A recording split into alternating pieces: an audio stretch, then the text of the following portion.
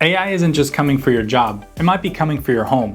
Yeah, you heard that right, because the new viral claim flooding X these last couple weeks is that AI layoffs are about to cause a housing crash, like 20 to 30% off of home prices, mass foreclosures, the whole 2008 deja vu thing, except this time it's robots instead of the banks. So is this the beginning of an AI recession or just the internet's next doomsday theory?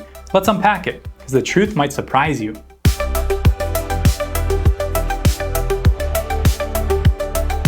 So here's what started it. A thread on X went viral claiming that AI-driven layoffs will crash the housing 30% by 2030, in less than 5 years.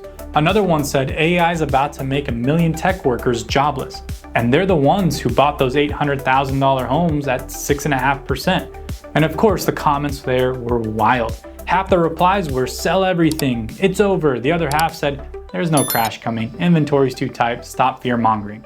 And honestly, they both have a point. Because if you look at the housing data, the market's weirdly frozen. Rates are steady, right around 6.39% as a national average. Prices aren't really falling that much, but job security, that's starting to crack. People are scared, not because prices are dropping, but because their paychecks might be. Let's start with facts.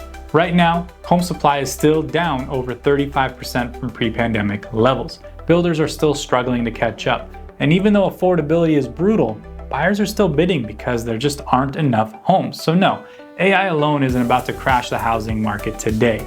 But here's where things do get interesting. AI is starting to change who qualifies for a home loan. If your job suddenly becomes unstable or replaced altogether, you're out. Even if your pay looks the same, lenders start flagging risks. Because remember, when underwriters evaluate your file and you, they're not just looking at your credit and your debt. They're asking, how likely is this person, you, to keep their income for the next 2-3 years and beyond. And with AI layoffs hitting customer service, coding, marketing, even mortgage processing, it's not crazy to think that this could ripple into housing demand. So no, robots aren't crashing the housing market directly, but they are cracking the foundation of who can qualify. And this is where it gets a little ironic, because even we in the mortgage world aren't safe from the bots. Lenders are rolling out AI to pre-underwrite loans, to analyze income, and to flag risky files before a human even touches or looks at them. It sounds efficient until you realize those algorithms might be a little biased. We've already seen stories of people under 30, unmarried, or self-employed getting flagged as unstable risk profiles, even with good credit and money in the bank. And if you're a gig worker, forget it. DoorDash driver, freelance editor, you're the first to get replaced and the last to get approved, because AI still doesn't understand the nuance of non-traditional income. It just sees irregular deposits and says, nope. So can AI replace loan officers? Technically, yeah. But will it ever replace the human understanding of life happens? Absolutely not. Try explaining to a family's financial story to ChatGPT, and you'll end up with a denial letter written in perfect grammar, but no real empathy. Here's where it hits hardest: young buyers. We're seeing Gen Z and millennial applicants flagged more than ever with AI. Unmarried, working multiple jobs, or side hustles, those same traits can make them financially resilient, can also make them look risky to AI systems. There's one ex-user that shared, I got denied even with a 790 credit score because my part-time income didn't count as stable. And they're not alone. Redfin data shows that nearly 44% of under 35 homeowners are already stretching their payments thin. So if job insecurity spreads, we're not talking about a crash from foreclosures, we're talking about millions of people barely hanging on. It's not a bubble popping, it's generation that's being squeezed out by automation. All right, let's have a little bit of fun, for lack of a better phrase. I did a little research and I found something that looks at our profession and gives you some sort of survival score, which is how likely your job is to get automated by 2030.